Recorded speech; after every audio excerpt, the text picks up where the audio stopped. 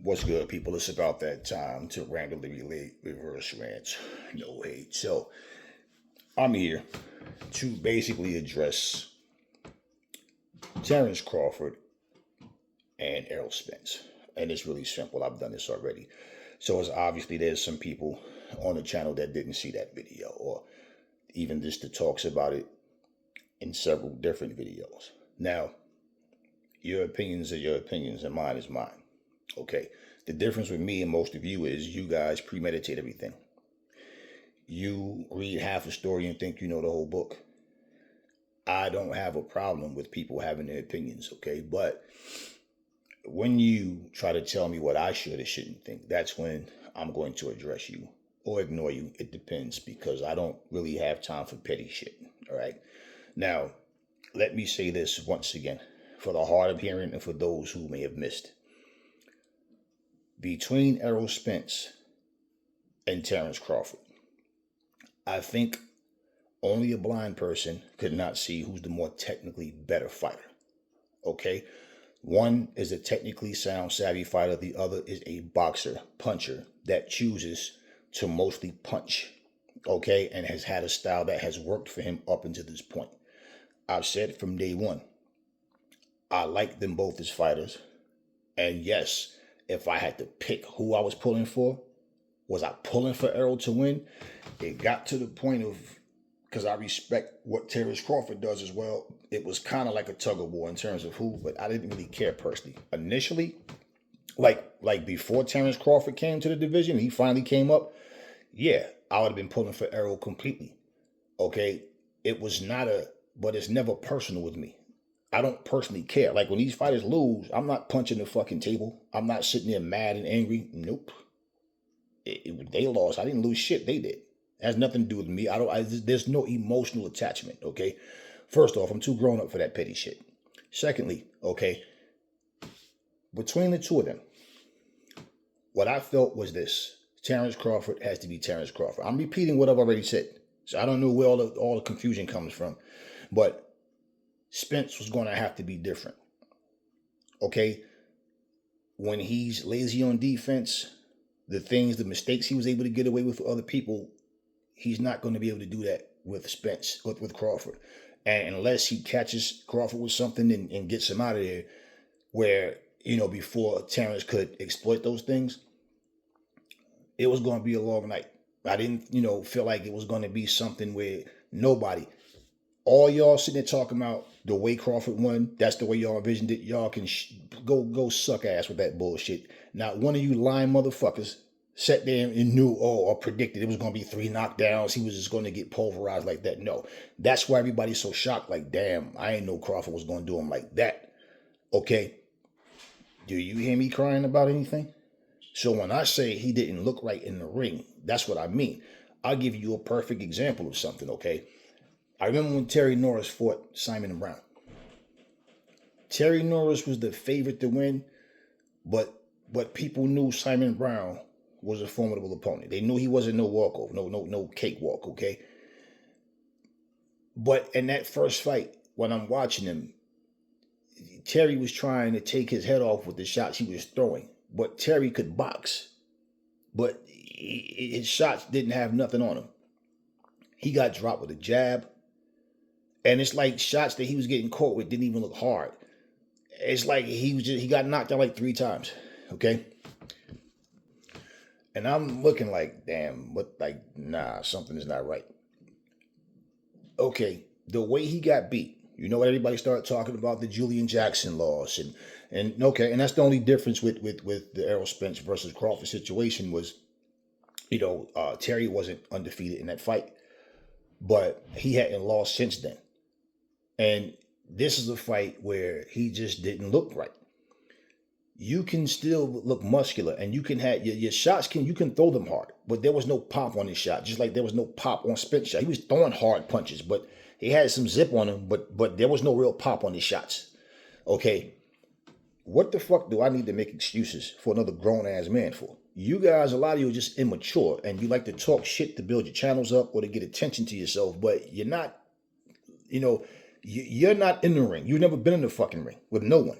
So you don't even know what the fuck it's like. You're just sitting there as a fan, and then you got channels and you're talking about boxing, but you're not a fucking fighter. You've never been a fighter. Okay? I don't need to talk about what the fuck I do and what I've done. I can tell you this, though. In that rematch, Terry Norris did what he was supposed to and made it look like easy work against Simon Brown. The problem with Terry Norris was, as great as a boxer as he was, Terry Norris got careless. It's like he would win fights so easy that he just went in there and he would get careless. He made too many damn mistakes. And it was like an overconfidence thing with him. He was that damn good. But it's like he would just fuck up. He overtrained himself all the time. His dad used to even tell the stories. Him and his brother, how, man, they got to like beg Terry to leave the gym. Like he just constantly is in the gym, okay? Bottom line is he avenged that loss in the rematch. There's no fighter, dead or alive, that I like more than Terry Norris. There's others I might like as much as a fighter. For me to sit here and tell you Terry Norris could have beat anybody, and one particular fighter could have just beat anybody, listen, opinions are opinions. I don't go that deep into it. I really don't care. You guys do. You guys pick that fighter and make them your idol. I don't do that. You know how many people told me Terry was going to lose the rematch? And I said, we'll see. No, I'm telling you, because of Simon Brown this, Simon Brown that, Simon Brown. As I said, motherfucker, we'll see what happened in the rematch. Now, even if I was to say, I think Errol's going to win the rematch, so what? I'm not entitled to my opinion and you are? I don't know what's going to happen. He might go in there and get beat worse. Who knows? He might go in there and give up a way better fight, and it can go either way. He might win. It could be a draw. I don't know what's going to happen. All I do is give you guys the boxing news. See, I don't care about trying to fit in or trying to make people agree with what I'm saying because I'm saying what I think you want me to say. No, I'm saying what the fuck I feel. I don't know what's going to happen. I'm not Derrick James. I'm not Errol Spence. I'm not Terrence Crawford. So I don't know what their preparation is like. I don't know what they're able to change. Now, me, from my own perspective, like I said, for the 1,000th fucking time, and if any of you with these little stupid comments, if go back and look, you realize, damn, okay, he did say that. Okay? When Errol Spence made that comment about he can box, use his jab and all that, but that's boring to him. I just want to go in there and get over it. I said from day one, I don't like that comment because that shows a lack of discipline. He's going to need all of that. Not just against a Terrence Crawford. There's someone you're going to come across and you become complacent with being able to knock everybody out. And then when you can't, what happens? No different from fucking Deontay Wilder. You understand what I'm saying? No fucking different. So I don't know where all the confusion is coming in, where people are saying, well, he's going to do this and this. Okay, that's your opinion. I don't really give a fuck about your opinion, where you seem to say it as if I'm supposed to change my perspective. I don't care what you think personally. So when I say talk to me in the comment section, I think I would expect you all to be mature enough to understand how to have a conversation and not try to make your opinions facts. No different from the same way you talking this shit about what Errol Spence can't do, but at the same fucking time, right? You like Anthony Joshua as a heavyweight. I say he's the heavyweight I want to see, beat everybody. Can I sit here and tell you I feel 100% confident that he will? No.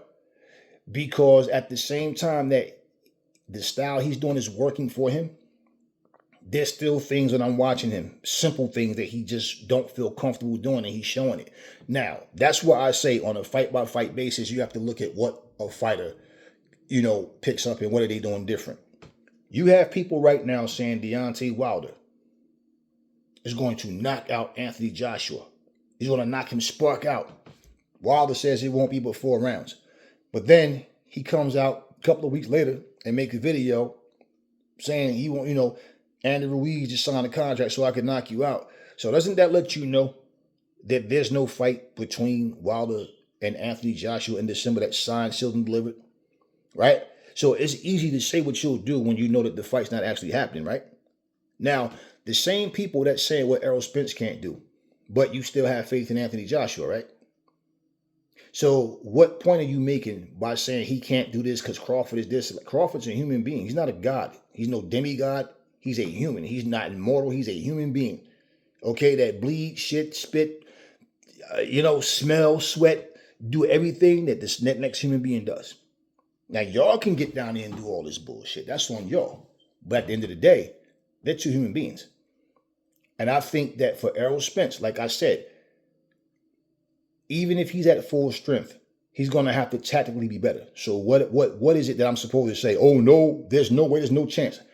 I wouldn't want you motherfuckers in my support system.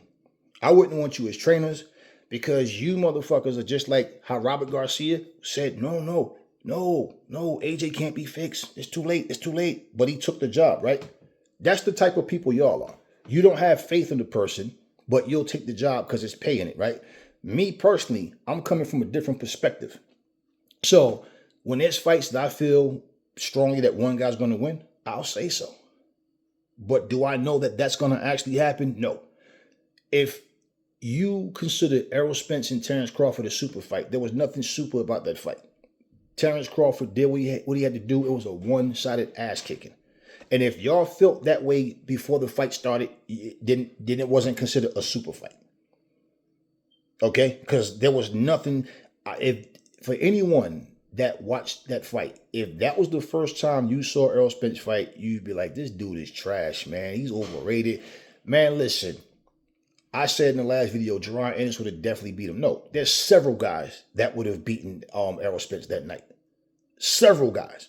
And before that fight, did y'all say Jerron Ennis would have beat him or anybody else? So stop the fucking cap. Because everybody was saying they're the two best welterweights in the world. Okay? So stop the fucking cap with all of this. Oh, I knew you ain't no shit. That's y'all stroking your own egos, blowing smoke up your own asses, because you ain't fooling me with none of that bullshit. Okay? Now, in terms of, let me address, okay, so Arlette 73, right? Errol will lose at 154-2. He has everything he has every right to exercise his rematch clause. I don't see him doing anything drastically different.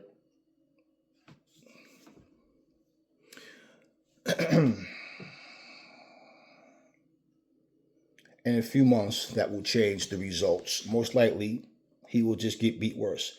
That is a possibility. You could be 1,000% right. That may happen. Aries not going to tell you, oh, you wrong. I don't know what's going to happen.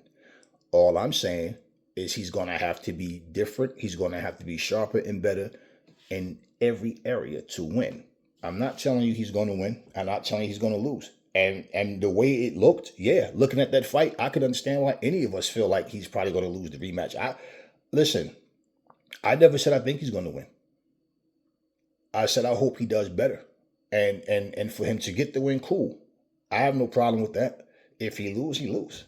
But just because I'm not saying, oh, there's nothing he can do. No. If I was training Errol Spence, if I was training my fighter to go into a fight, and everybody is saying the same thing you guys are saying, do you think as a trainer, I would say, hey, look, I don't think you should take this fight because everybody think you're going to lose? In fact, if you were training Errol Spence, what would you tell him? Would you tell him, okay, I'm going to train you, but I know it's a waste of time because there's nothing you can do to win? No. And I understand the point what you're saying. I understand your point. So I'm not telling you you're wrong about what you feel is going to happen. But me personally, I'm saying what he has to do. I'm not focused on who I think is going to win. That's not my focus. My focus is I just want to see a good fight. So the way that fight went down, it was one-sided. It was no super fight. And remember, I was the one who said, when people was talking about this is going to be Sugar Ray versus Hearns, and I'm like, no, because all four of them fighters are completely different from each other. Even with the similarities, they're still so different from each other. And I don't see even why people are drawing that comparison. Now, in terms of saying at the time, Hearns and Leonard was the two best welterweights, and then in this era, at the time that these two were considered the best welterweights. Okay, well, I can understand the comparison in that sense, but in terms of the fight, the tactics, and how the fight's going to play out, no. And you got to understand too, when Hearns and Leonard fought, both of them were under 26 years old. I think Leonard was maybe 24, 25 or something like that, or whatever. They were in their 20s. Okay, they were in their 20s. Errol Spence is what, 33, 34? What is Terrence Crawford, 35, 36? So they fought way later. Okay, way later. And I give, Spence credit that he never stopped trying. But he had nothing other than what he was doing. And anybody trying to tell me that you haven't seen Spence look way better, okay, compare that performance to the Ugas fight. Just look at what he did against Ugas and, versus this fight. Now, let's just say, and that's why I said, at his best, he might still lose to Crawford. So I don't know what it is y'all expecting me to say, but I'm not sitting up here being a puppet to them. I'm going to say what they think. Okay, so everybody's going with Crawford. I'm going to go with Crawford. No, I'm saying what I see. And like I said, Crawford just has to be Crawford. And that doesn't mean be complacent, because no, Crawford is a solid dude. Spence has been a solid dude, but yes, he has more holes in his game than Crawford does. So me saying that, is that not common sense to y'all? That I'm telling you flat out, we see who the better boxer is. The better boxer usually beat the brawlers, okay? And the fact that Spence said that, the boxing portion of it is boring to him, okay, why do you think I addressed that? Okay, now, let me finish the rest. Okay, did you do a video? Did you do a video reviewing the fight? I did. I did, but I pretty much said the same thing I'm saying now. In terms of like tactically, basically, Spence was trying to do the same repetitive shit over and over. Right jab, left hook, right hook. Okay? Jab to the body, left hook, right hook. Dig to the body, left hook, right hook. You understand what I'm saying? Upstairs, jab, jab, left hook, right hook. And it's like, when it's not working, he had nothing else left to do. And, it's crazy because it's like, when you say this is what a fighter should do to better his chances of winning, he's doing it to a certain degree. And people are saying he did that, but it didn't work. He didn't do it right, obviously. Okay, and bottom line is his IQ versus Terrence Crawford's IQ. Nobody's saying he has to try to outbox him. If you listen, get the damn Tootsie Rolls out your ears. Y'all realize, what did I say? He can't outbox Terrence Crawford. He has to box to his strengths. Just like Dimitri Bivol, right? What did we call him? And what do I still call him? He's a basic tactical boxer. The word basic makes you think, oh, then he's just a plain, no. Basic means there's nothing special about his skills. He does nothing extraordinary. He doesn't have super fast hands. He doesn't have like devastating punching power. He has a good punch. He's a good puncher, solid puncher. He has quick hands, okay? He does know how to box. He has a solid ring IQ. But there's nothing special about what he does. Why did he beat Canelo with basics? People going to say, oh, because he was too big. Well, Canelo wasn't too big when he fought against Kovalev and knocked him out, right? I mean, Kovalev wasn't too big, right? Canelo wasn't too small then, right? Then everything you say, somebody comes with some weak-ass, lame-ass excuse as to why, though. Look, it's real simple. He stuck to his game plan and fought a disciplined fight. Sugar Ray Leonard is a better boxer than Thomas Hearns. But Thomas Hearns fought to his strengths. He kept that jab popping in his face. He kept a stiff jab. He kept it long. And what he was doing, with every punch he would throw off the jab, he was quick enough and throwing his shots to where Leonard had to be careful coming in. So it was so difficult for Leonard to get in and land the shots he needed. It took for Angelo Dundee to let him know, you're blowing it, kid. Okay? And Leonard never stopped trying, but he went harder after that round. And, hey, he wound up stopping Hearns. Now, what did I just say? Leonard and Hearns is completely different from Crawford and Spence in so many ways. So like I said, with the similarities, they are so different from each other. Listen, you can't judge what's going to happen in the next fight based on what happened in the previous fight. Not all the time. Like, give me an example. Do you guys remember the night that what's his name? Is it James Kirkland? Aaron Wolf's fighter. I know his last name is Kirkland, whatever. And he fought against Canelo. Max Kellerman and, their little announced team said this is going to be a great action-packed fight, blah, blah, blah. It went, what, 3 rounds or something like that, right? And I'm like, I expect Kirkland to come out throwing bombs, trying to get Canelo out of there. And he's eventually going to get knocked out as soon as Canelo starts to connect. I think Canelo hurt him in the first round, if I remember correctly. And then him coming out, he recouped. And then, he just was jumping on Canelo. And remember before that fight, he said, I won't be so close to him. That's going to feel like we fucking. Him in the head, in the press conference, he butted heads with him and all. He did all that. And I said, I don't see this being a good fight. I just see I see Kirkland just doing what he does and then getting knocked out. And that's what happened. Okay. Why did I make, it's not so much, I don't even want to say prediction. I mean, that's what it was, but it was more like, look, me looking at this from a standpoint of Kirkland never could box. He was always one-dimensional. He can't fight backing up. And he doesn't take instructions well. He doesn't absorb it. He doesn't have a sharp ring IQ, and he does not understand what he's supposed to be doing other than trying to knock you out.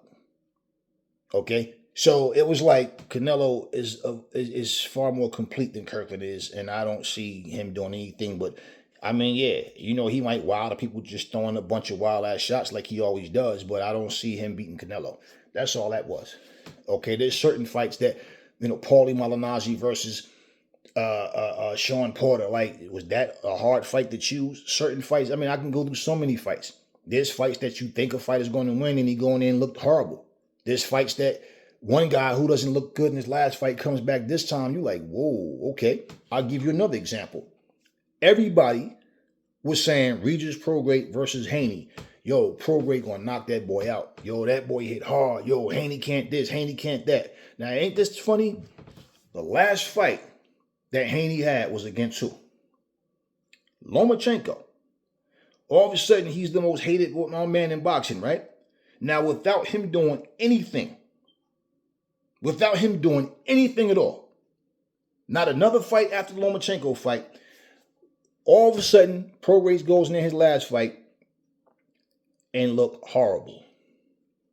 Now, all of a sudden, yo, Haney gonna beat that boy. And I'm like, y'all are some two-faced motherfuckers, man. Y'all are some flip-flopping, iffy, wishy-washy motherfuckers. Because without this man doing anything, so y'all can't say, Regis Prograis just had a bad night or whatever, or no. Y'all sitting up here now, all of a sudden, Haney. So that means it goes to show you that Haney's way better than you guys know. You know damn well that you're admitting. Because if Haney is such a sucky fucking fighter, well, for one, he should have got knocked out by Lomachenko because he didn't run from him. He was coming at him. Two, what would make you change your mind about him beating Regis Prograis because Prograis had a bad night? Now, all of a sudden, Haney going to put it on that boy. Haney going to do it. And I'm like, yeah, y'all some flip-flopping motherfuckers out there. Me watching Regis Prograis, I'm like, it should be a good fight. But I always told you guys, go look at my archives. Regis Prograis have holes in his game that the type of boxer Haney is, Haney should be able to beat him. Regis Prograis, I only see him knocking Haney out if he wins. I don't see him outboxing Haney. Now, I'm saying that flat out right now. And I've been saying that. I don't see him outboxing Haney. If he wins, it's going to have to be by knockout. That's what I say. Could I be wrong? Yeah.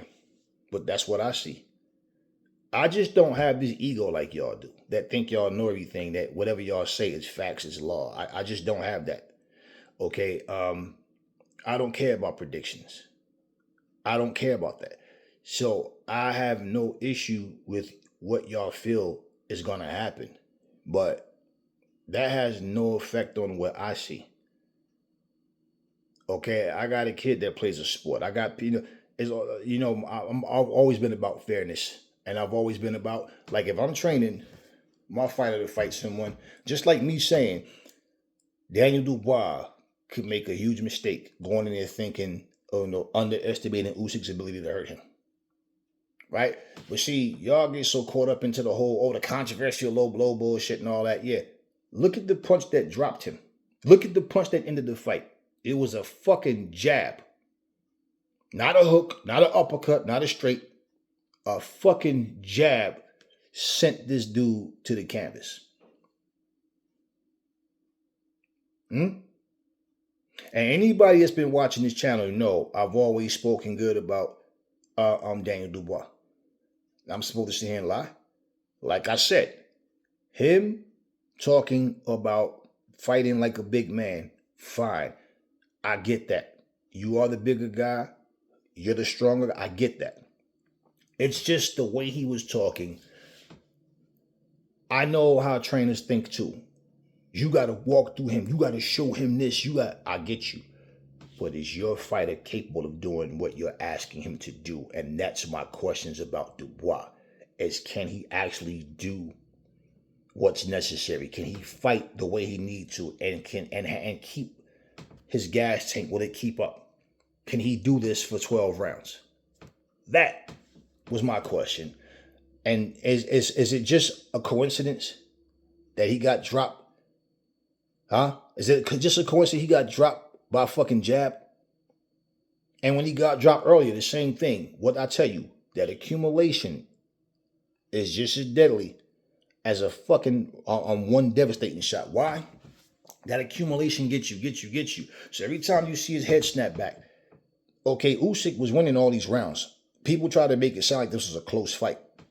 You hear me sitting here saying everything right now that I said before. And I said that can come back and haunt him. But it's just a coincidence, though, that the guy who's not supposed to be the big puncher ends the fight in a knockout, a TKO. Because Daniel Dubois, there was no protest when he got up. None. And if emotionally he felt some kind of way because he felt like, yo, that wasn't a low blow, and this dude was giving, because we're not going to get into all that, because we seen what happened, but it is what it is. Okay, but in all of what we're saying, everybody wants to say, every fight, everybody want to be so right. Y'all are so self-centered, so arrogant. Y'all just want to be able to say, I told you. You ain't telling me shit. There's been many times we've all had the same opinion, and there's been times we had different opinions. I don't ever tell a person, you're wrong for thinking this guy's going to win. That's just opinions, man. But when things come into fruition, and understand that the things I'm saying is based off logic and reason from what I see and what I say. Listen, I cannot sit up here and tell you, just like I forget the guy that Nito's on there for and just won the title, I think last year, whatever, or maybe early this year, at 38 years old. And everybody was like, nah, Nito's best days is behind him. And all of a sudden he pulls off the win. So you just don't know what may happen. So that's where I stand. So I don't know what all the confusion is about, why everybody feel the need to try to tell me what's going to happen and why I should see it differently. No, I see what I see. I don't know what's going to happen. I just want to see a good fight. You guys are the fanboys, not me. I'm not fans of any of these arrogant, rich-ass motherfuckers. I just like to watch good fighting. Okay? If I'm going to consider I'm not even a fan of boxing. I just like fighting, period. Simple. All right. So anyway, Arlette, nothing but love for you as always. Okay, so all right, here's another one from Arlette. Okay.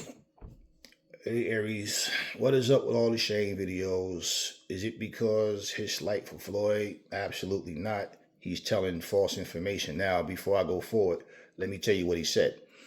Okay, well, every video he has, anytime someone speaks about Floyd, you go pull up. He just can't resist talking about Floyd.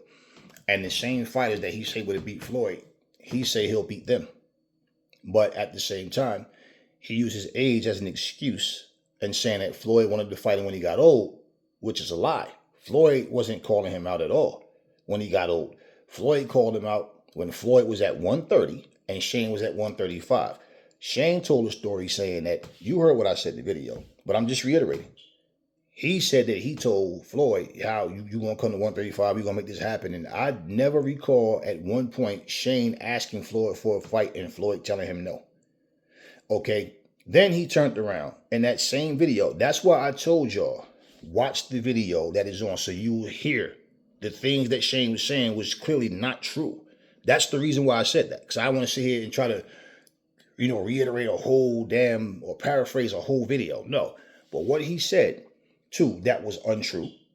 He said that when he got in the ring, now as far as Bernard being the one instigating, okay, whatever, you still a grown-ass man, right? Bernard didn't make you do nothing. You did what you wanted, but you got your ass whooped when the fight happened. He claims that Bernard instigated. Then he says that, and then that's when Floyd started saying, tell the guy, you don't ever give me a chance. I don't want to talk to you. And all this shit. No. He told him that he did that to Larry Merchant, right? That he did that in that fight, right? That's not the fight that had happened then. See, when Floyd said that was after Victor Ortiz headbutted him in the mouth purposely. And if you remember, okay, Joe Cortez, the referee, and backed up for them to fight, right? Time, whatever. And Ortiz's corner is yelling something to Ortiz, to the ref. And Ortiz is walking towards Floyd, like trying to hug him, and he's looking to the left, right? And then Floyd decided, fuck that. The referee already said time, and he punched him in his fucking face and dropped him with a 2-piece. Okay. And you heard Emmanuel Stewart go, like he was disgusted with that, right? But nobody gave a fuck about the fact that Ortiz headbutted this man in the mouth on purpose. And he stood there at the end of that fight and told that lie, right? I'm not a dirty fighter, I would never do that thing, I was coming forward and Floyd pulled me and my momentum, it caused me to, Then years later admitted on camera, yeah, I did it on purpose. If I could do it all again, I'd have broke his jaw next time. Right? Something to that effect, yeah. So, that had nothing to do with Shane. That was Floyd Mayweather versus Victor Ortiz. And that's when Floyd told Larry Merchant, you know what, I don't even want to talk to you because you never give me a fair chance. You always try to criticize whatever. You don't know shit about boxing. It was him, Leonard Ellaby, Larry Merchant. Shane Mosley was nowhere in that fucking ring. Shane said that happened after, the Marquez fight when him and Bernard came in. And it wasn't Larry Merchant in the ring. It was Max Kellerman. Now, why would I sit back and know that that's false what he's saying and then not make a video about it, right? That's what I do. I challenge logic and reason. Y'all know that. So that's why I made that video. I don't give a fuck how anybody feels about Floyd. Fuck Floyd. I don't know that motherfucker personally. This is what people don't understand about me. It's like y'all think because I like a fighter as a fighter. I don't know these people personally. I might meet these motherfuckers and feel like wanting to break their face open or something. I don't know these people personally. What I'm saying, you're going to tell a story. Tell the fucking truth. And if you're telling stories, not because you made a mistake, but because you're just saying the same shit, and then you see another video, and the person saying the same thing, is like, okay, nah. Like, if I make a mistake and say the wrong name, I'll sit there and tell you, nah, I'll text it up there in the message, or I'll make a little quick short video and correct the shit that I said, because man, some people, you're doing shit, you're making multiple videos, it's easy to make a mistake. A mistake and a deliberate lie, two different things. Faulty memory, that's a different thing. But that wasn't even the same fight. And it wasn't even with the same interviewer. Again, after the Marquez fight, when Shane came in there and begged for that ass whooping with Bernard Hopkins, it was Max Kellerman, not Larry Merchant. That was Victor Ortiz versus Floyd Mayweather. And that's the headbutt situation. Listen to the interview. That's why I said, watch the interview. He said that happened during his fight. After the Marquez fight when he came in there. No, that's not. It was a lie. Now, as far as the Oscar situation, I don't care about these people personally. I don't know these fucking people. I'm not friends with them. I'm not fans of theirs. I just respect and appreciate. That's it. As far as the Oscar De La Hoya shit, okay. Well, if you don't know, Shane and Oscar are not on good terms right now. They're not, Shane Mosley in the past would have no comment. I'm not, no. That's not something for me to really get into it. Okay. You know why he's not doing that now? Because they're not on good terms. He mentioned the drug problem that Oscar has. He said things that he never would have said in the past. Now, anything about Oscar being a cokehead is not, and you've never heard me talk about that, right? You've never heard me talk about it. As far as the stockings and shit, Oscar's a fucking liar, man. I remember Oscar said on the talk show, and he sat there and said, Floyd Mayweather is tainting his legacy by fighting Conor McGregor. Within the same fucking interview. The same interview after he just sat there and said he's tainting his legacy. I mean, why not fight real fighters? I mean, Conor's, he's great at MMA, but, you know, like, he's not a boxer, right? He sat there and shot that shit down, right? And in the same fucking interview, not even 2 minutes later, the interviewer says, this talks about Conor wanting to fight Canelo. And in the same breath, he goes, we can make the fight happen. Oh, we could. And I'm like, this motherfucker has no shame. You just sat here and said, why would he want to fight this guy? He's not a boxer. He's an MMA guy. But now here is Canelo. Okay, here is Canelo, a boxer. Huh? Here's Canelo, 40-something fights under his belt. But now you turn around and all of a sudden, and Canelo's a champion on top of that. But it's okay for Canelo to fight Conor McGregor. Y'all can make that happen, but Floyd's tainting his legacy somehow. Okay, hypocrite, man. Now, in terms of the pictures, I didn't post those pictures. This isn't something that was leaked behind closed doors or whatever. I don't get into the domestic shit in people's personal lives. This is some shit that he allowed. He posed for the fucking camera. His story was that he lost a bet, and then that was the bet. That he had to dress in drag and then post it for everybody to see it. So how are we talking about it? Something, you know, no. If Shane didn't, if that interview didn't happen, that wouldn't even been talked about. I talked about it, now a bunch of other people are jumping on it. Yeah. And why I talked about it was because he's lying. In fact, I got 2016. There's an interview, and you can see it right now. Go on Google or whatever. I screenshot that shit. Because I know there's always somebody, I don't remember that. I don't give a fuck what you don't remember. I tell people that all the time. Oscar said, according to this article, that he wished he never posted those pictures, that he actually contemplated killing himself, right? This is the same dude that sat here and thought that it was okay to tell people Floyd's personal, what he thought about Floyd. It wasn't even Floyd's personal business. It was him making up shit saying the reason Floyd is and you gotta understand, interviewers ask questions because they kind of know the type of answer they're going to get from you. And they want to be able to interview that same person and then say what that person said about you. Okay? The interviewer said, when he asked something about Floyd, how you think Floyd continues to fight or whatever, Oscar De La Hoya, and let me say, I don't even remember if the interviewer asked him or if he initiated it, but either way, he started saying Floyd's broke. He has no money. Floyd lived that lavish lifestyle.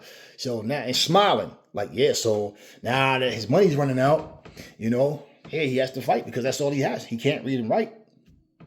Where'd he get that from? 50 Cent said that dumb shit. So now, if Floyd couldn't read or write, you're making fun of somebody for being illiterate. If that was which anybody with common sense should know. But I had a bunch of dumbass people come in my comment section tell out he couldn't read or write. How the fuck would you know? You there with Floyd? Well, you should feel stupid for somebody to be a billionaire and you're not even close to being that, and you can read and write, right? So just saying. And then Oscar continues to just go on about Floyd. I don't care how they feel about Floyd. Like I said, fuck Floyd. I don't know that motherfucker. It's the principle. So if you can take something that you in your own head think, oh, he's fighting because he's broke. Okay. And you be proud about that? I don't give about fuck about Floyd and his money. That's his business. I'm talking about what happens in that ring. I don't even like Antonio Tarver as a fighter, but I can't make no excuses about him beating Roy Jones. And I wanted Roy to beat his ass, right? First fight, Roy got the win. Second and third fight, we know what happened. Roy Jones was done. Simple. So I'm going to sit here because I like Roy Jones more, I'm going to sit here and make excuses for Roy? No, it's not how that shit work with me. Like I said, there's no emotional attachment. If I was friends with any of these guys, I would be just as honest as I am right now. But at the same time, there's certain things that you don't talk about on camera. I'm a content creator, so I talk about what I want to talk about. The reality is I don't talk about personal shit. Everybody got access to them fucking weirdo photos that Oscar took. Oscar didn't bite his tongue when he sat there and was smiling, laughing, hoping that it was true, wanting to believe that Floyd is broke. Then all of a sudden you see, Floyd does an interview with someone, he invite them into his mansion and all that, and that shit just make people cringe because when they hear he's broke, evil idiots want that to be true. You understand? Like I said, I could meet Floyd in person and might think he the biggest asshole in the world. I don't know these people. I don't want to know them. You don't see Aries walking around with a camera sniffing up these fighters' asses trying to get interviews and begging them to come on my show. I don't need that shit. I just give boxing news. This shit is a hobby to me, you know? But that's the reason why I did the video, because he's not telling the truth. So to give his opinion, like for example, which is why I didn't make a video about his opinions, other than him saying he don't think that Oscar's gay. Like I said, the word would be bi, and that's what's throwing people off. Like, but well, and he's saying I seen him with girls, and trust me, I know. You know what he wanted you to know, which is why I gave the Mr. C Funk Flex story as well, because that's my point. You don't know what people are doing. So the correct thing that I would say is, well, I've never seen. First off, from the standpoint of I don't care about this person, and let's say this person haven't said or did shit to me publicly or whatever, I would just say it plain and simple. Look, I have never seen him come in contact with no man in no weird type way. So I'm going to say, from what I know, no. But that's not something we ain't going to talk about.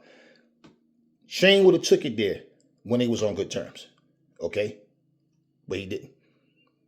But in saying that, with all the false information Shane already gave, Shane, that's my point. You making comments about saying no, like you know for sure. You don't know that. So simple. That's something that he decided to leak or put out. He didn't leak, he put it out. Maybe he was on coke when he did that, right? So what I'm saying, who knows? That's what that was about. No different from, Adrian Broner blaming Floyd and Leonard Ellaby for him spending money, overspending money, not taking his career serious, telling another grown-ass man, keep me busy, man. When I'm in the gym, I don't get in trouble. This is a 30-plus-year-old man begging another man to keep him busy so he don't get in trouble. So at what point do you grow up, mature, and take accountability for yourself? Remember when I said Adrian Broner is a journeyman? His career's done. His last fight was a gifted decision win against a C-class fighter. He hasn't been active. Every fight he's supposed to have gets canceled, and the next fighter is like 2 steps, 3 steps down from the one that he was previously supposed to fight. Now it's 2023. Every fight that he was supposed to have, 3 or 4 or 5 fights canceled now? Now, this BLK Prime deal, nothing. And y'all still crossing y'all fingers hoping that he can. When I say these things, I'm not hoping that it's the end for him. No. Show me realistically and logically where you really think Adrian Broner has a chance to come back and be even close to what he was. And this is what I'm saying. So fanboys, see, the fanboyism in people make them overlook the reality of what I'm saying. People are not used to this shit. They're used to, let me see what the algorithms are, what everybody's talking about, who's the favorite, who's not. They jump on the bandwagon. Just like me bringing up Hatman Strikes Back video about athlete Joshua and Wilder, because somehow he went from constantly bashing Wilder, if you watched him, constantly bashing Wilder, to end up all of a sudden saying that AJ and Eddie Hearn is ducking Wilder. And I'm like, okay, I'm trying to understand his perspective. But there's nothing that I can see from the same interviews he talked about. I watched and I'm like, so where is he getting this whole Wilder? I don't know. Maybe his viewership is down and he's deciding that, okay, maybe I need to change whose side I'm on. I don't know. But it was weird to me. But I didn't go on his channel and say shit to him because that's his channel. I don't have to watch, but I just found it interesting. I can say what the fuck I want on my channel. But I don't say things just to say. If I don't mean it, I don't say it. So I'm like, where is he getting this from though? Because he made it sound like Wilder signed the contract and all of a sudden Eddie and AJ started saying, you know what, we want to fight somebody else. No, Wilder didn't sign anything. Anthony Joshua didn't sign anything. These talks were going on from what we know. What's this company? Is it Skills Challenge? Some company out there that wanted to Dubois, they wanted this fight in Dubois. They wanted the double main event with Fury versus Usyk and then Wilder versus AJ. And I'm saying AJ versus Wilder is a main event regardless. So even if Usyk and Fury don't get it on, they can have that. But I guess they still want the double main event. Okay? Just saying. Okay, I don't care nothing about what these people do personally, all that. That's their business. But, you know, when I see people tell lies, okay, you remember how everybody was coming on my channel telling me that Wilder never said his costume was too heavy? You remember how they tucked their tails and ran after that video resurfaced and I played it and not one of them, they couldn't man up and say, yo, Aries, my fault. You was right. Like, I'm just going to sit up and put lies up. No. I speak the truth. You don't hear me talking about Charlo and his wife. You don't hear me talking about Floyd and his situation with his wife or with Andy Ruiz and his wife. I don't do that. But you jumping up, dressing in drag, and then putting this shit out here, you know, listen, it's no different, okay? A personal conversation where somebody was talking about Diddy, and I'm like, I don't care nothing about no Diddy. I don't care. These Holly weirdos, they do a lot of wild shit, okay? And I watch him sit on Drink Champs. Okay, again, so this is not leaked footage. I don't care. I don't watch that kind of stuff. This is him sitting there calling Fabulous daddy. Talking about, I never been to your parties, daddy. Talking, I like that daddy and all that shit. And he sat on the Breakfast Club looking shocked when they're telling him what he was saying, like he don't remember what he said. Now, what happened about a month and a half ago, where there's a video posted up where Diddy have some basketball game where him and the people in the basketball game are all running around naked. A bunch of men just running around playing ball naked. Well, if somebody called him gay, that's their business. But what I'm saying is when you deny allegations and say you didn't do nothing and people just trying to hate, I ain't like that. So why would you influence? What you think I can go to somebody's house and they gonna tell me or whatever, we gonna all get naked and play ball? No, I'm out. We gonna have a problem before I even leave because like I don't get down with that shit. That's not me. Whoever does that is on them. That's their business, their life. But this is what I'm saying. Society's gotten to the point now where people can stand up and just, I guess one day people will go, you know, somebody will grab a woman, snatch her in the park and rape her, and they'll have people going, well, she shouldn't have walked down the street at 4 o'clock in the morning, right? Like it's her fault. It's not smart. But does that mean that that person has the right to do that? So a lie is a lie. Simple. And I make analogies with truth so people understand, like, yeah, I don't care what these people do. But to say what he is or what he isn't ain't no different. Because you and I both agree. We think Wilder got sugar in his tank. And we both have said that. Why? Why would a man be sitting there talking about he want to experience having a baby? All this emotional breakdowns and the earring in the nose and all that, right? Okay, so it's no different. I don't care. I'm saying, and in that case, because I'm like, yo, he's a weirdo. I can't deal with this guy. I'm watching the training video and the dude starts twerking. All that kind of shit. That's what it was. And then the lies he was telling, it was like, they try to make him like he's some model citizen because he called himself a man of God and all this and whatever. Just saying. Remember he said he wanted to fight Anthony Joshua in Africa? Yeah, that's what I'm always, I want to do this. I want to do that, but it doesn't happen. And every time his fanboys hear him doing anything, what do? Wilder going to do this, Wilder going to do this. So if the fight don't happen, then it automatically has to be AJ's fault, right? Just saying. When AJ talks sideways and say something I don't agree with, I do the same thing. I'll give my opinion on what I think that AJ is saying wrong or doing wrong or whatever. Simple. But yeah, so pretty much, Arlette, yeah, I don't care about these people's personal life. I don't even care about them I don't know them. It's just, like I said, respect and appreciation. But yeah, so I'm addressing, you know, all this now because I don't want to have to just say the same things. And this is one of the reasons why I disappear at times because what I'm doing is more important outside of here. And then when I come back, it's like some things are new, but then there's a whole lot of the same other stuff. I got a lot to talk about. And yeah, so basically to move on from that and to close out that part as far as addressing what you asked me about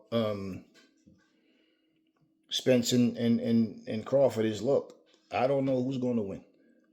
Spence might go in there and get beat worse. He might win. I don't know. I do not know. It might be more competitive. It might not. I don't know. You know, like Teddy Atlas said, right? Teddy Atlas kind of flip-flopped too. Not kind of, he did. Because he said, I'm not in Usyk's body to say what happened, right? But he ended up ultimately saying the same thing I said, only he said it differently. And he tried to be neutral.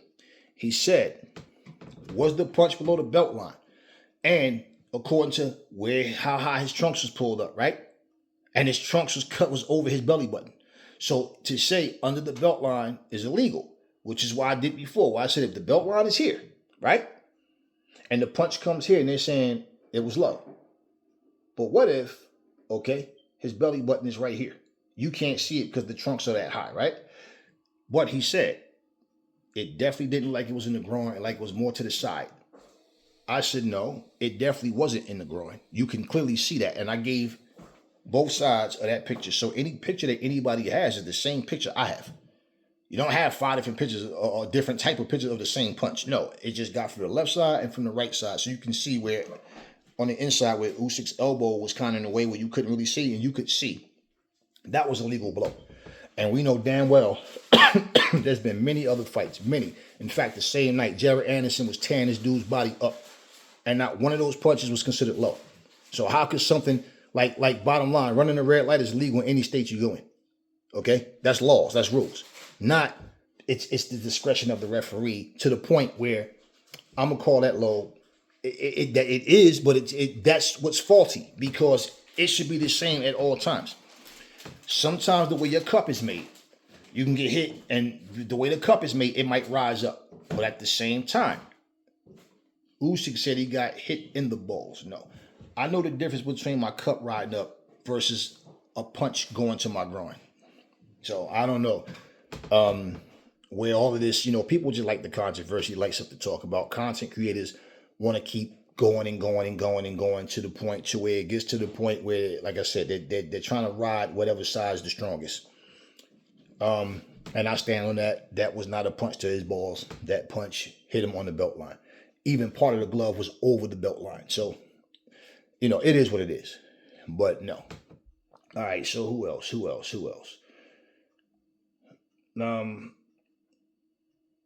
I don't address stupid shit, man. Any man wearing fishnets, there will always be something fishy. Yeah, you damn right, family. Salute to you. Damn right. I mean, come on. Now, Lady Chad, I'm going to address you because you're a content creator just like I am. So, what did Lady Chad say? I want to read your comment. I don't want to paraphrase it. I want to read it as you wrote it to me. Or I think you might have been addressing Arlette. But you basically said something to the effect of, I don't know where her comment went. You said something. Hold up.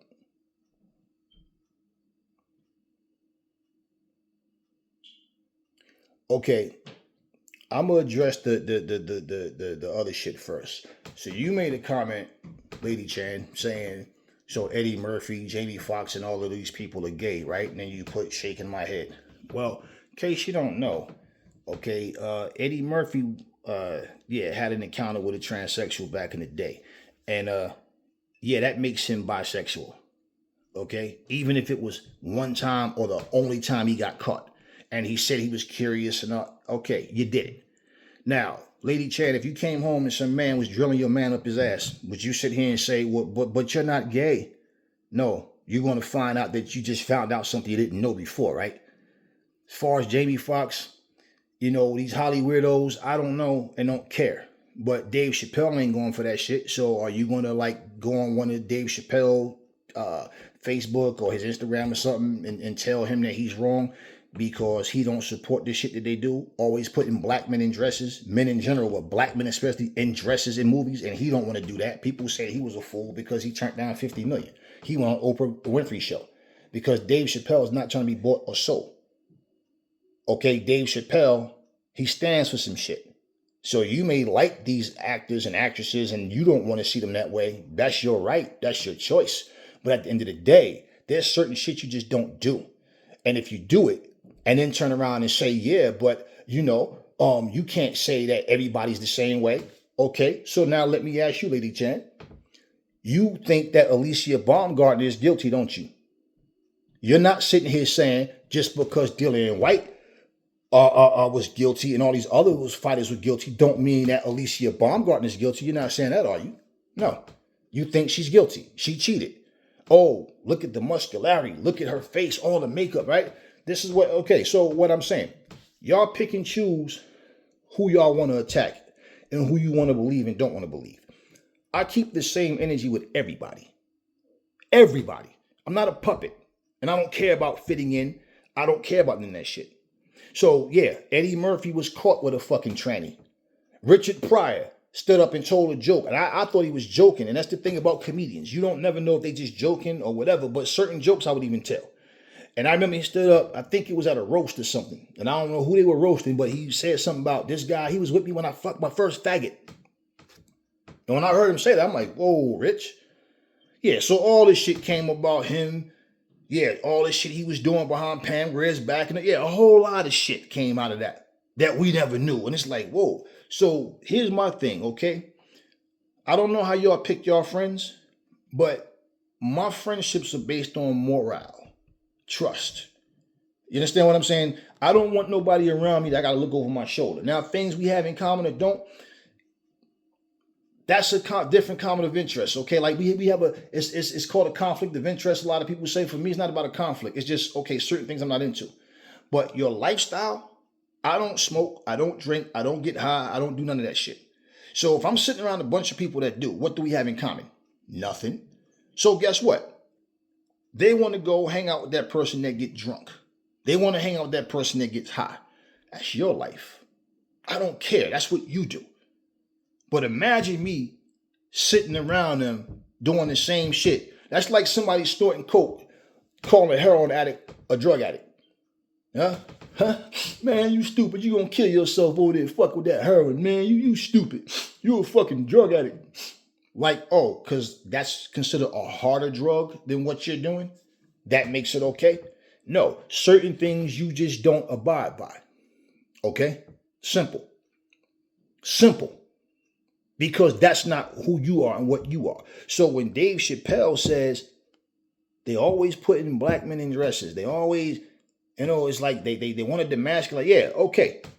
I don't know how you see homosexuality, and that's your business. I didn't ask anybody how they see their homosexuality, did I? I said what I said. So addressing that, yeah, you picked the two wrong people for that shit, because we heard some shit about Jamie Foxx, but do I care? No. And I didn't bring up Eddie Murphy or Jamie Foxx. You did. You made a comparison of people, and why you say it, because they've done movies and shows where they wear dresses. That's why you said that shit, right? Okay. Well, Oscar De La Hoya is not a fucking actor, and he wasn't wearing a dress for a movie. I wouldn't wear a fucking dress regardless. Simple. Okay, that's not me. But at the same fucking time, he chose to put that shit up. Simple. So I don't put nothing past these Hollywood weirdos. All right, all these people talking about Jada Pinkett Smith and Will Smith having an open relationship and all this. I don't get caught up in none of that shit. But you didn't think that on your own. You had to hear it, right? And why do people react the way they do when they see things? Like, why do they react to Will Smith for slapping Chris Rock? Simply because of the way Jada Pinkett treat that dude. How she break down in tears every time somebody mentions Tupac's name. Okay? That woman in tears and say, we have the kind of love that you only get once in a lifetime. She's not saying this about the father of her kids, her husband. She's saying this shit about another man. Her own little daughter, right? I'm not telling you guys nothing that the public don't know. This was some shit that was put out. Her own daughter writing to Tupac. Her daughter wasn't even alive wasn't even born when Tupac was alive. Dear Tupac, mommy really loves you and miss you, and I miss you too.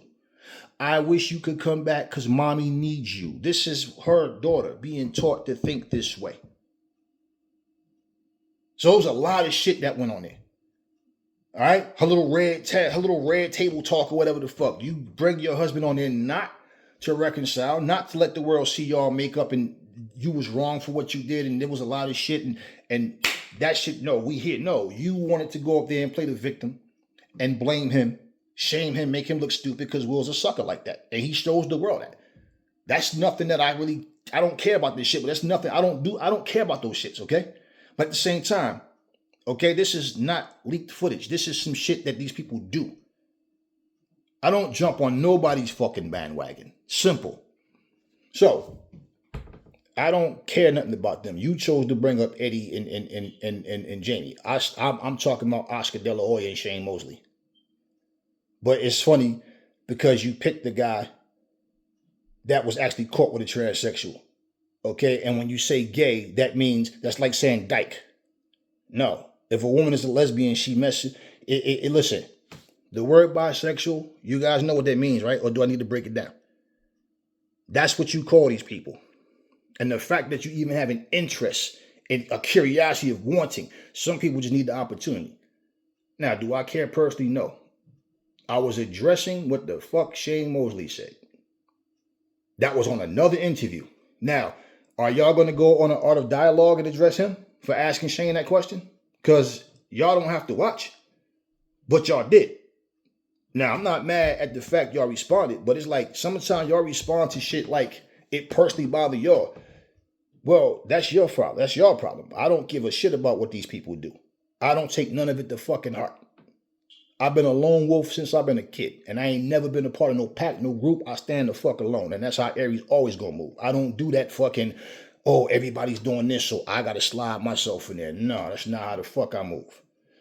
Okay, now, let me address this other shit you said. So you said, what up, you? Spence can't beat Crawford at any weight. I never fucking said he could, did I? I said he's requesting 154. Does it mean he's going to win? No.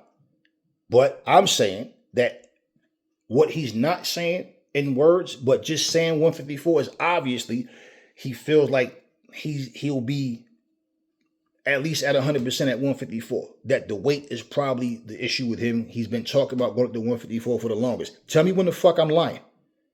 Did you hear me say, oh, if he go to 154, he'll beat Crawford? I don't know that. Video after video, I done fucking said, I do not know that him going to 154 is going to give him a better chance to win. Because for him to beat him, even if he's at 100%, he's strong, he got to change his tactics. Because tactically, if he don't change, it's going to be the same outcome. So I don't know where y'all answers be coming from. So y'all say shit, but it's like you don't even know who you're talking to, because I'm clearly someone who stated this shit in the past. And like I said, it was a time where it was, I want Spence to win, but it got to a point, like I said, I watched Crawford come in and he proved himself at 147. And I'm just like, yo, okay, yeah. And I don't hate on nobody. There was a time where Zab Judah, when Zab Judah fought Floyd, I was kind of like, Shane Mosley, same thing. Him and Floyd, it's like, simple. What I'm going to do? Start hating on Floyd because he beat the shot of both of them? Nah, it's not how I roll. Okay, so you said, Crawford, he can't beat him anyway. Him going up to 154 doesn't develop skill set. Duh.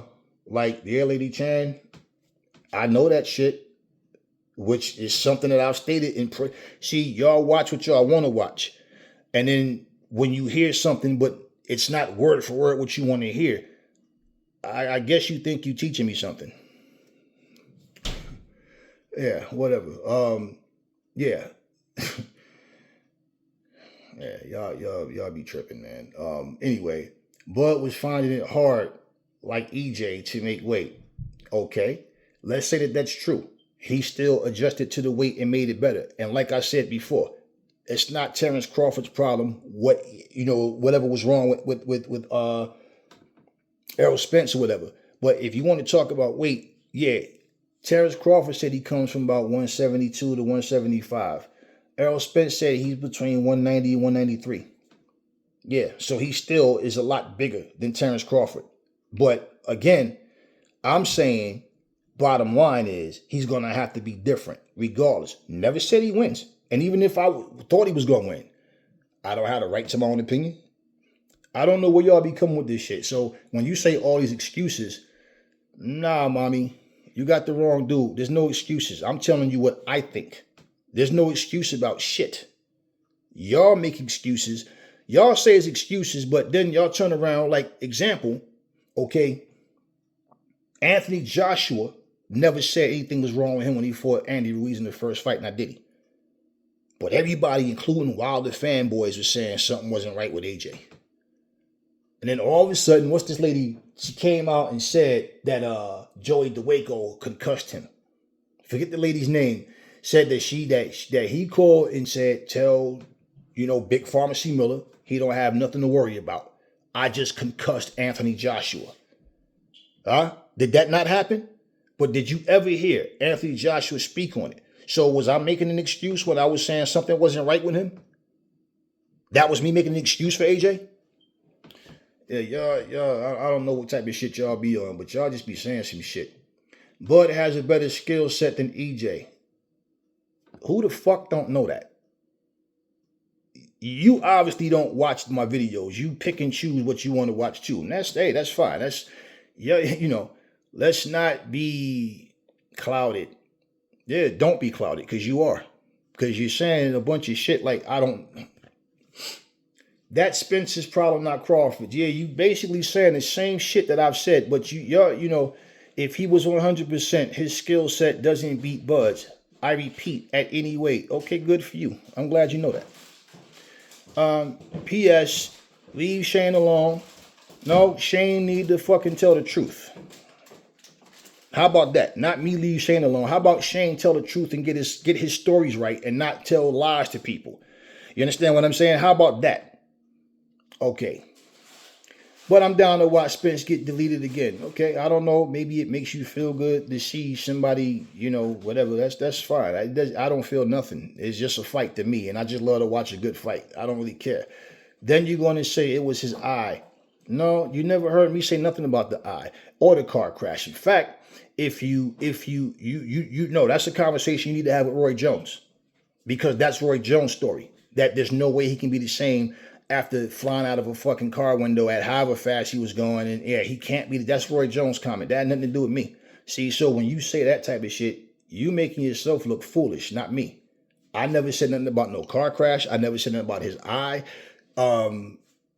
That's your conversation. See, and this is a perfect example of why I do what I do. Because this chick, Lady Chan, I've always respected her channel. That doesn't mean I agree with everything she say, but I've watched her videos and stuff here and there and whatever. I've never said no negative shit about her. But this shit you saying had nothing to do with me.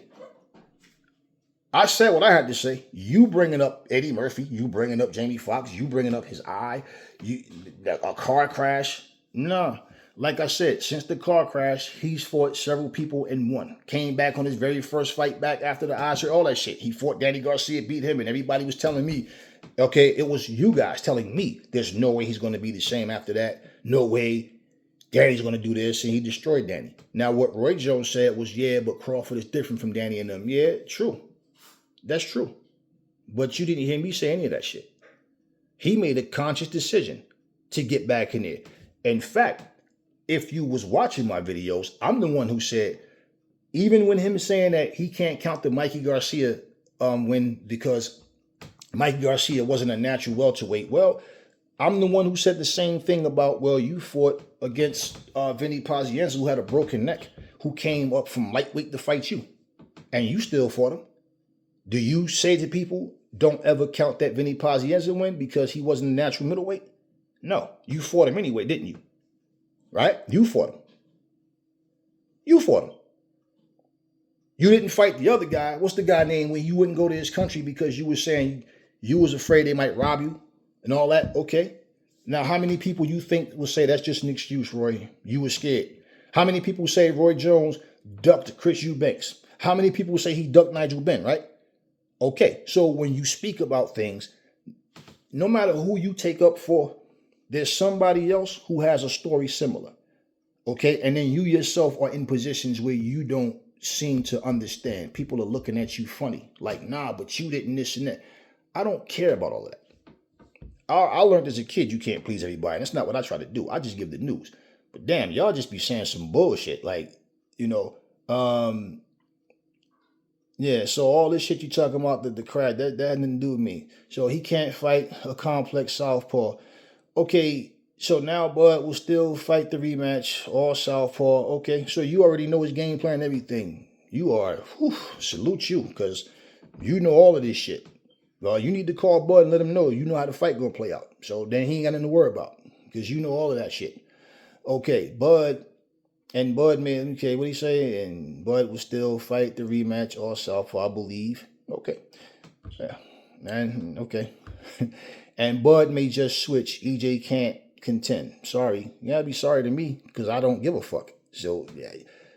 I don't understand when y'all sit here and type all this shit Like, what make y'all, like, what is it that y'all watch that y'all can't comprehend simple shit? Because y'all making it, even like I said, I got the right to my own opinion, but y'all make this shit sound like everything you said, you make it sound like you're addressing me saying these things.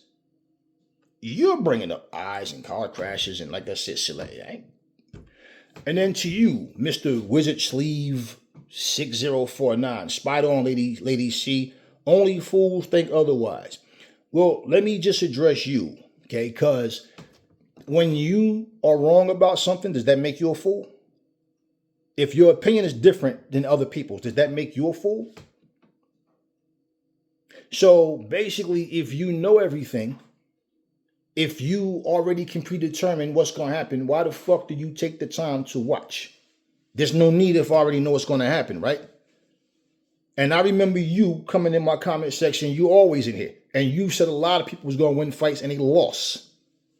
So does that make you a fool? So maybe you're saying it's based off experience. See, this is the type of shit I'm saying. The comments that y'all leave is be some dumb shit.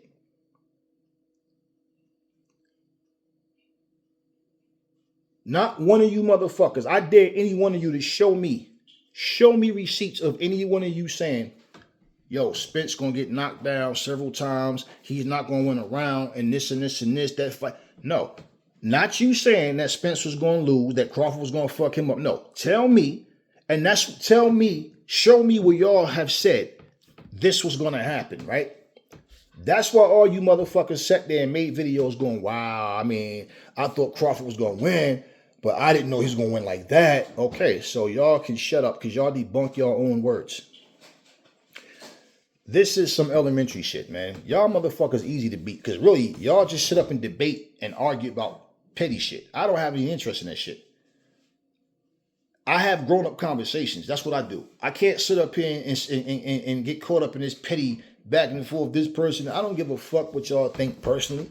Now, here's the funny thing. Because if Spence was to actually fight him and win, y'all will all look like some assholes. And you know what y'all would do? Y'all would tuck y'all fucking tails like y'all always do and go into hiding. Y'all ain't got to do that if that happened with me because I really don't give a fuck. If he win, he win. Aries don't lose nothing. Nothing. So I don't understand, like, when you take the time to break down something and you're saying, sorry, this ain't going to happen, that ain't going to happen. You ain't got to be sorry to me. I don't care what happens. I'm simply sitting here saying, just like I had a bunch of you idiots coming in my comment section talking about Hannah Gabriel and all other channels. She's not guilty. She's too beautiful. Oh my God, she's so fine. Blah, blah, blah. This is all I was hearing from you motherfuckers. So Hannah Gabriel's, she didn't pop dirty. It was a mistake because y'all attracted to her. But Alicia Baumgartner, she's dirty. Because y'all don't care about her, obviously. So she's dirty. But Hannah wasn't. So y'all believe the dog cream situation and all that. I keep the same energy with everybody. So like I say, another fighter popped dirty. Let's see what happened. Oh, we don't even have to. That person's guilty. They did it. Okay. So let somebody ever go to a police and say that person raped me, that person touched me, that person did this to me. You have no side of the story. They just lock your ass up. First thing will come out of your mouth is what? They didn't even ask me anything. They didn't even hear my side of the story. That's the first thing. And it's like, no, shut the fuck up and take your dose, your medicine like a man or woman. Because if somebody say you're guilty, you're guilty. That's how it goes.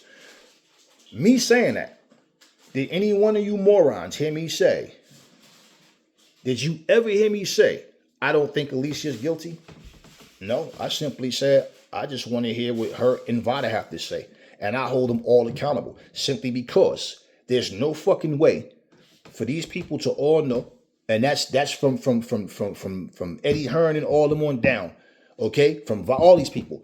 You know that someone can get an edge. They can go in there and kill someone in that ring. You can kill somebody and don't be on anything. Okay? For you to let the fight go on and then all of a sudden 3 weeks to a month later, such and such was dirty. So y'all knew that the whole time and let the fight go on. So you never once heard me say that any one of these fighters was innocent or guilty. It's after they start to speak That's when I make my judgment based on their own words. Not just because someone says a person is dirty. I've had people say behind my back. I had somebody come to me one day, come to me in the gym and say, yo, what do you take, yo? And I looked at the dude. I said, the fuck you mean what I take? Nah, cause I said, I take my ass to the gym. That's what the fuck I take. And I'm standing right here in front of you now. The fuck do you mean what I take? Nigga, don't ever fucking insult me like that. Now, I wasn't trying to, I was just saying, I didn't mean it. Well, anybody could say what the fuck they want about me behind my back. And him asking me that was why. He's probably used to people taking shit. And figure everybody does it. Just like you guys. Quick to judge and say, I know what happened. Okay. If you've made your mind up that you know, then cool. Aries is not a puppet. All I'm saying is, I want to hear both sides. Simple. There's something wrong with that. Because everybody knows what everybody's going to do. Everybody knows how the fight's going to play out. Everybody knows who's going to do what. Certain things are more sensible or more feasible than others. But for all of this shit that y'all talk, and you, Wizard Sleeve or whatever, bro, you got a nerve because let's just be real. There's so many fucking times. I could sit here and go on my archives and pull up comments that you made where your ass was wrong so many times about some shit. And every time you wrong, you never man up and come back on the channel and say, damn, you know what? I was wrong. You ain't got to say, Aries, you was right. Just, I was wrong. I don't need you to tell me what the fuck. It doesn't matter to me. It doesn't matter to me. None of it matters. It's just boxing talk. Y'all are all into this fucking high school shit, debating and whatever. Now, the same way he's telling you spot on, Lady Chan. Now, say something that he don't like. Watch his comments to you. So now, right now, you on a high with him. Yeah. But say something that he don't like. And he's going to be telling you on your channel the same dumb shit. Oh, only a fool would think that. You guys, just like some of y'all got to grow up. Don't talk to me that wet behind the ears mentality, because y'all be on some puppy child shit. And that's real shit. That's real shit. There's many channels I've seen and I've listened to people say things. Even when I agree, I don't necessarily say shit. Them same motherfuckers, they come on my channel and do the same shit. They watch, they don't say shit. But what I don't do is put nothing on a person's channel telling them what they should or shouldn't think. I had a motherfucker come on here and tell me, oh man, Floyd never, what'd he say? He said Floyd never fought Vernon Forrest. He said that Shane Mosley fought Vernon Forrest and in their primes. And I'm like, bro, are you stupid? Are you stupid? Yo, so when I say, so why Pacquiao didn't fight Vernon Forrest? Yeah, what? What? Vernon Forrest lost to bum ass Ricardo Mayorga. Oh, but he got robbed. So what?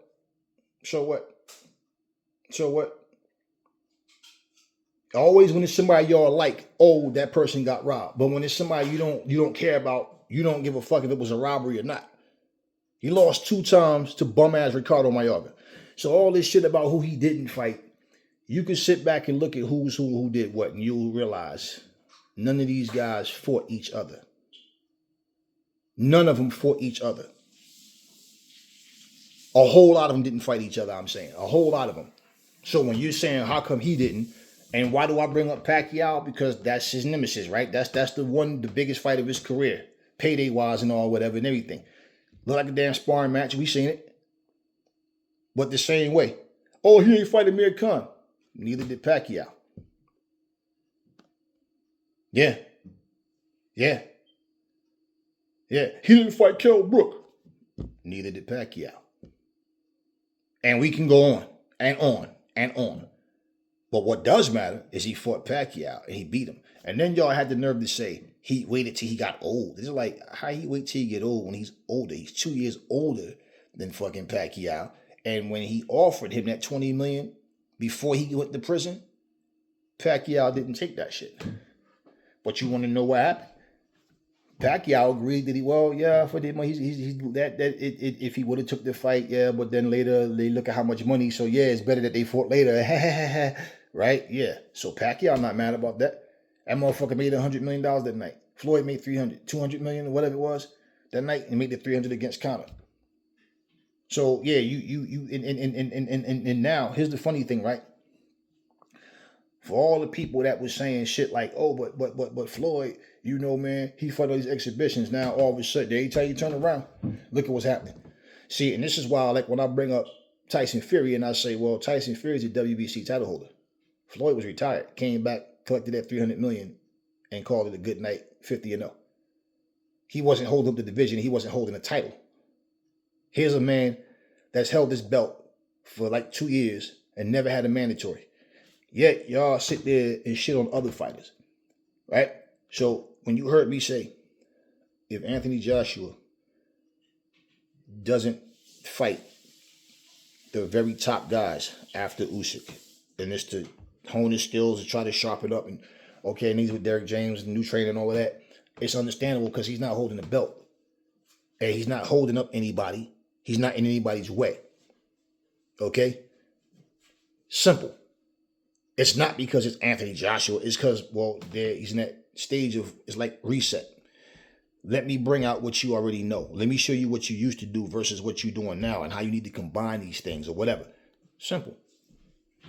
How the fuck is he going to be champion and I'm going to sit here and be okay with the thought of, or agree with the thought of, I'm going to take lesser fighters, but I'm going to hold on to the belt. Now, all that shit that's being said about Floyd, that like Oscar talking about how he's tainting his legacy, but then when they bring up Canelo versus Conor, oh, we can make the fight. Oh, but he's not tainting his, right? But all of that, like I said, he was retired. Here goes Tyson Fury holding his WBC title, and this motherfucker talk about fighting Francis Ngannou. Move the goalpost with AJ purposely. Move the goalpost with Usyk purposely. But he can do no wrong. Then he goes and had this pension fight with Derek Chisora. And what did Derek Chisora say at the end of the fight? So when somebody called him a hypocrite, yeah, but there's other fighters. Well, guess what? We ain't talking about them. We talking about this one. Stick to the goddamn topic. So when Derek Chisora ends that fight saying, you know, I think this is it. I can't go on like this, you know, and all of a sudden, did he just fight and look terrible? And look at his opponent. That's when you know. I mean, we already know. Look, Derek did what he did, and hey, if it takes somebody to like knock him out brutally, so be it. They want to hang on. They want to stick around. That's on them. They know what's at stake. We watched Roy Jones do this shit.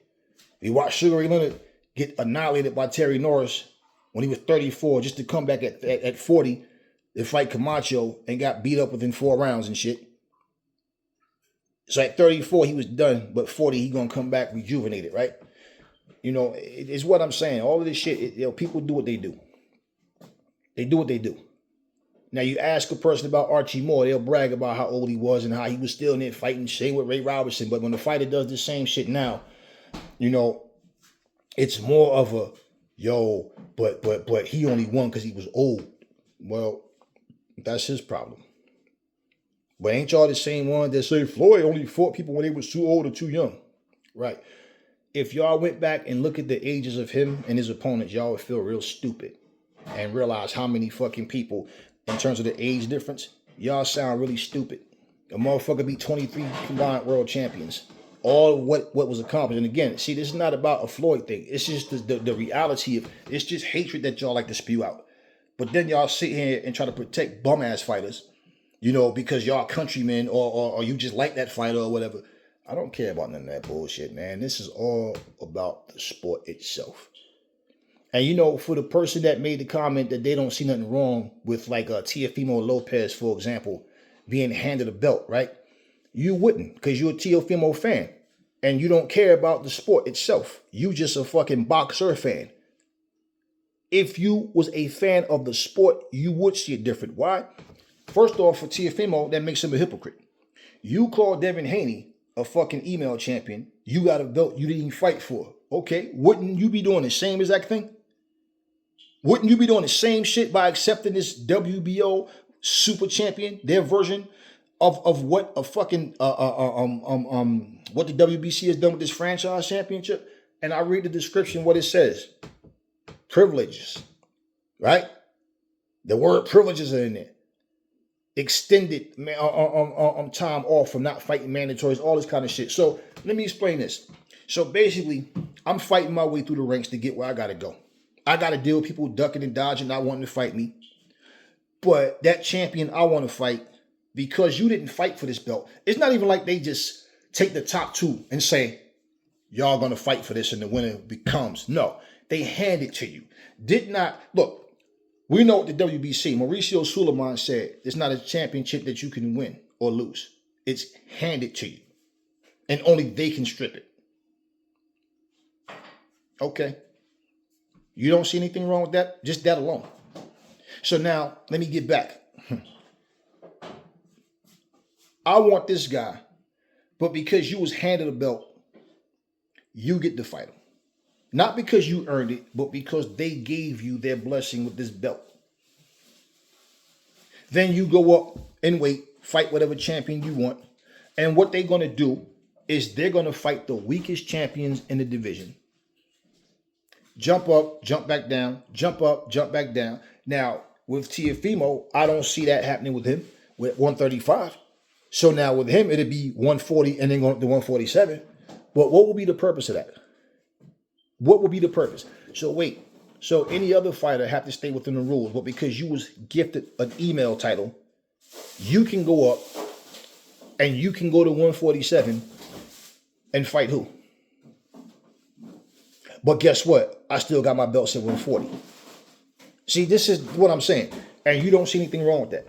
I don't care who it was. Anybody that they give, and see, and this is where you guys are mixing. See, this is what I mean. Y'all don't know y'all facts.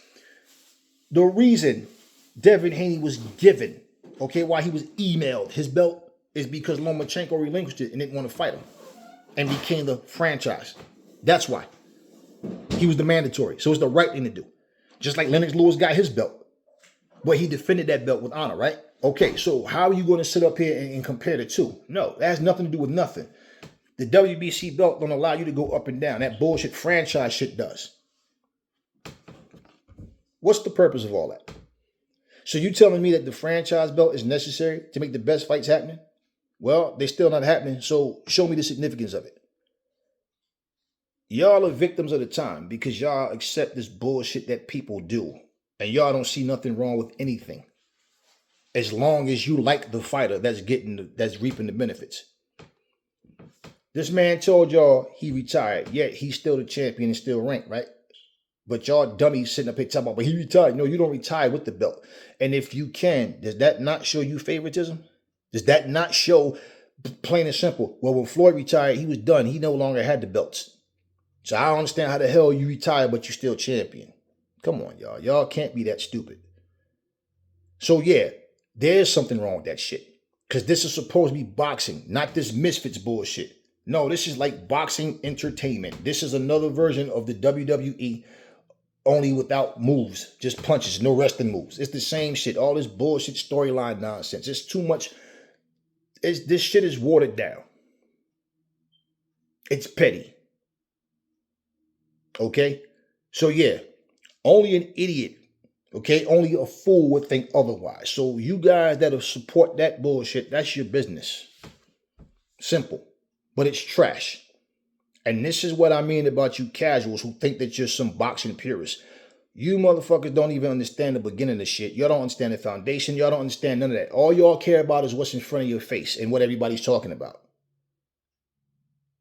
That's some puppy child shit. Nothing y'all fucking talking about is impressive. All y'all fucking doing is just making comments, smelling yourselves, trying to stroke your own egos. Because you're not even addressing the fucking videos. Half of y'all don't even know how to stick to a topic. We talking about one thing, y'all bringing up a whole bunch of other shit that got nothing to do with the fuck I'm talking about. So when I'm making analogies for y'all, it's because y'all are so short-sighted. Like, I swear, I could send one of y'all to the store for a fucking steak sandwich. Y'all will fucking come back with a basket of fucking blueberries. Somehow, y'all just don't listen. You don't pay attention. But y'all got so much to say, but y'all not saying a goddamn thing. So for a person to just be fair and call shit down the middle and say what I really feel, no, I'm not supposed to do that. I'm supposed to worry about what Wizard Sleeve is thinking or what Lady Chan is thinking or whatever. Arlette, I got nothing but love for you. It's always just conversation with us. But some of you motherfuckers come on here and y'all just be on some, oh, but you don't know because you're this and you're no. You're right. I don't know because I'm not sniffing up these fighters' asses. I'm not walking around trying to get interviews with them. They don't do shit for me. I'm not into that. That's your thing. That's your thing. But y'all love to come in people's comment sections with the wrong type of messages. I've never come on none of y'all channels and say no disrespectful shit to you. And I've never come on your channels telling you what you should or shouldn't think. You don't have to agree with me. I don't have to agree with you. And all it is opinions. But at least I can say my opinion is based on the logic of what I see. The reasoning is not about what everybody else is saying. Like I said, you can't find one comment of me saying who's definitely going to win this fight. I don't know who's going to win the fight. I don't know what the preparation will be. I don't know what changes they're going to make. I'm not in camp with them. I don't know. Just like me saying, I don't think that it's a good idea for Anthony Joshua to go for a third fight with Usyk right now. If let's say if a fighter was injured, some shit came up, and then Usyk and them offered Anthony Joshua another opportunity. Just say, right? The reason is because what I see with AJ right now, he hasn't perfected this style that he's trying to fall into. And basically, he can't outbox Usyk. And that's what he's trying to become. He's trying to become a pure boxer when he's a boxer puncher. He's trying to be something that he's not comfortable of executing properly. And that's going to cause him to lose because he doesn't know, like closing the range and the distance, finding where he should be. He hasn't figured that shit out yet. That's why as a boxer puncher, it's different. Why? Simply because him coming in with that pressure and him being as quick as he was, as quick as he is, but he seemed to forget that he has quick hands. He didn't care about none of that shit before. Now he's overly cautious, which means the style that he's fighting with, there's several guys I feel like he can beat. And like I said, he got as much a chance as beating Wilder as with him. You don't hear me saying, I don't think he should fight Wilder. No. You hear, Nelson saying that shit or different other guys saying it. Nah, I think he need to go do it. I think he needs to go do it. Wait, what is he going to wait for? Another 3-4 years? No, these guys are not getting any younger. So what the fuck are they waiting for? Wilder's not a hard puzzle to solve. You already know what is coming. This is about not becoming complacent and then just getting caught with some sneak shit because Wilder's not a good boxer at all. Okay? Usyk, on the other hand, he's too crafty and too slick for that style that he has. You understand what I'm saying? So for him to beat him is like, what have I seen that make me think that he will? Now, if he decided he was going to do it, I'm not going to sit up here and be like, yo, no, you shouldn't do it. Hey, if he choose, hey. I'm just saying, I don't see the necessary improvements that he would actually go in there and win against Usyk. That's what I'm saying. Now, the rematch clause, yeah, go do it. You wait, Usyk go fight somebody, get knocked out, guess what? You might not get that chance. And you think, yeah, well, AJ still hold weight, though. His name still hold weight. They'll be ready to fight AJ. Yeah, maybe, depending on who it is. Like, for example, let's say if Usyk goes down from that body shot and the referee counts him out like he was supposed to, guess what? Dubois is the champion now. Now, do you really think that Frank Warren is thinking about Dubois versus Anthony Joshua? Because remember, he's the manager of him and the promoter of him and Tyson Fury. So you think that AJ is on a wish list? Nah. I want to keep AJ away from this. I don't want him to have the opportunity. So I understand the rematch clause.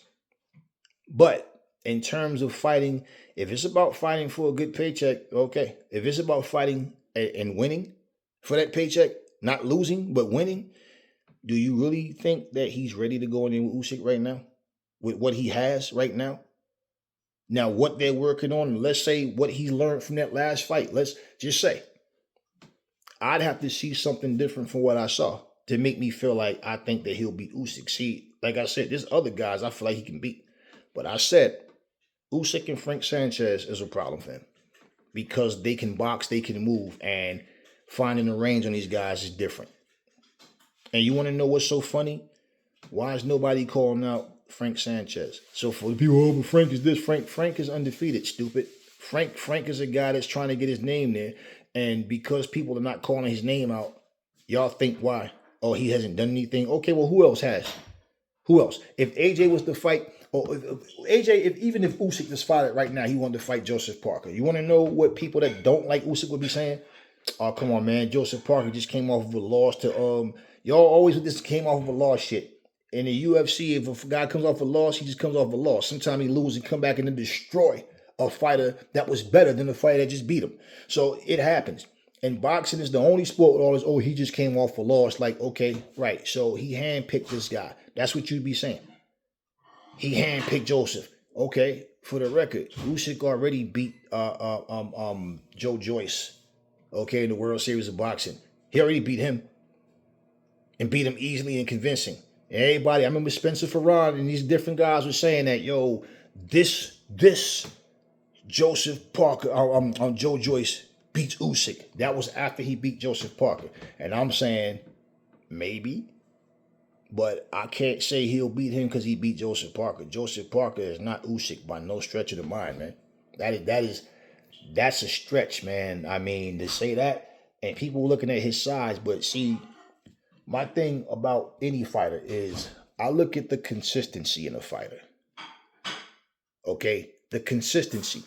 It's like, for example, when David Haye came back before he fought Tony Bellew, he fought these two meatballs.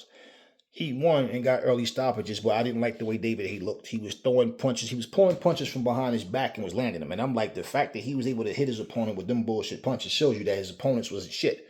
You knew they wasn't shit. He underestimated Tony Bellew's ability to hurt him. And he thought that, he kept saying, I hit you one punch. I hit you with one punch. And he was convinced. What happened when he got in there with Tony Bellew? It was a different story now that you in there with him. And he beat him not once, but twice. So the Achilles tendon, injury and all that, okay. Now you come back. And I remember seeing him in training for the second fight. And I said, nah, I don't feel good about his chances. His movements were slow. His punches looked slow. He looked sluggish on his feet, and it was like, nah, Tony Bellew's too slick for that. The best chance he had of winning was what? Landing that punch. Okay, well, the punches he landed, Bellew was able to take it. Now, isn't it ironic that Bellew jumps back down in weight, and he said the weight didn't bother him, he wasn't weight drained or nothing. Usyk basically just wore him out with pressure constantly coming in. He got tired. He made Bellew fight faster than he wanted to, and he got him out of there. See, that's the thing with Usyk. He has the smarts to know what to do. And Usyk will get in there and mix it with you if he needs to. And he showed us that several times already. But people just have this shit in their head like they're going to run through Usyk. No. You even heard me say, even with AJ, no. He needs to keep it long, but he needs to have controlled aggression. But he needs to keep that jab popping in his face, man. And he needs to give him angles and not just stand in front of him. See, people don't understand. When you throw a jab and stand at center line, especially if your opponent is quicker than you, they're going to get that shot. It's going to come on top over you. Whatever they see instinctively what they should do, they're going to do it. And you're not fast enough to get the punch off and get out the way. Which is why a lot of fighters don't have shit on their punches because they're trying to move out the way as they're throwing the punch. And it's like, no, that's not going to work. So even if they're doing something right, but they're not doing it fully right, it's going to show. Didn't say him just going in like a madman and just start winging punches. No, it's not going to work either. So, I mean, yeah. If a fighter won by luck, just say a fighter closes his eyes and throw the hardest punch of his life and it just lands. Well, it's still a win, right? But going into the rematch, we ain't depending on luck again. We depending on you being a better fighter, right? That's how it goes. You prepare for a fight. I just think that AJ and Usyk is just a mismatch because he doesn't have the mindset to understand what the assignment is. That it changes round by round. It's a chess match. He's not good at that shit. Now, me saying that, does that make any one of you fools watching this video think, oh man, you hating on AJ? Now, I'm being honest about where AJ stands. And who do I want to see win no matter who he fights? AJ. That's something y'all don't understand. Y'all think everything's supposed to be what you think the second you think it, but that's not who I am. So Y'all can puppeteer from channel to channel and sit there and suck each other off to try to, please each other, but that's not what I do. That's not what I do. I speak what I feel, and I'm always going to be like that. Always. That's never going to change about me. So I took the time to sit here to address all this dumb shit that y'all posted up to me. Like I said, y'all think that y'all schooling somebody on something, but all y'all doing is trying to, y'all very egotistical people because y'all think y'all opinions are facts. Y'all think y'all opinions are facts. Yeah, Hannah Gabriel's is innocent, but Alicia Baumgartner is guilty. You know what I mean? I say Anthony Joshua's not scared to fight these guys. He's not comfortable with trusting his own judgment. Like he always say, trust the process, but he doesn't trust the process. He shows you that he's overly cautious, not scared. If he was scared, he wouldn't be in the fucking ring with these guys. He's not scared. He's just overly cautious. Just saying. He has a meltdown at the end of his fight against Usyk. Usyk sits there and then, AJ's this, he's that. Okay. So Daniel Dubois makes the comment that he was robbed, that he should be the champion, and then Usyk's talking about we can fight now, we can fight tomorrow, we can fight now, no gloves, no ring, just fight now, street fight. Knowing damn well Daniel Dubois had left the building a long time ago, but just saying, but that was just saying. Tyson Fury can tell y'all anything, y'all buy it. Frank won't stand up here telling you that a fight between Tyson Fury and a non-boxer, an MMA guy, okay, and Francis Ngannou, who's not a boxer, is a bigger fight than Tyson Fury versus Alexander Usyk, and y'all eat that shit up. And y'all boxing fans.